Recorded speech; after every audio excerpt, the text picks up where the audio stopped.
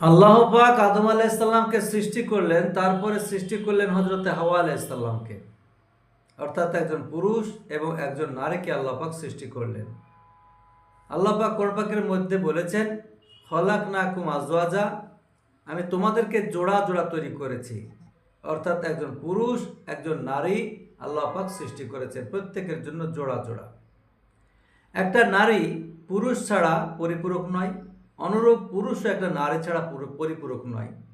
আল্লাহ পাক কোরআন পাকের মধ্যে অন্যত্র বলেছেন, নারীরা হচ্ছে পুরুষদের পোশাক আর পুরুষরা হচ্ছে নারীদের পোশাক।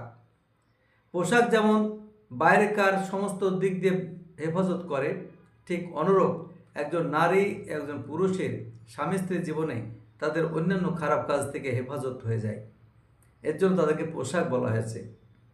একটা নারী যদি সে সুন্দর চরিত্রের অধিকারী হয়, তবে জানবেন যে সংসারে সে নারীটা যাবে, সে সংসার হবে পৃথিবীর মধ্যে শ্রেষ্ঠ সংসার, ওটা হবে জান্নাতের সংসার। আর যদি কোনো নারী খারাপ হয়ে যায়, জানবেন শুধু সংসার নয়, একটা সমাজ একটা গ্রাম ধ্বংস হয়ে যাবে।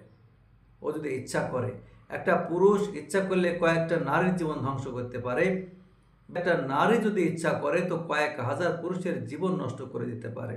এর জন্য বলা হয়েছে নারীরা হচ্ছে শয়তানের জাল।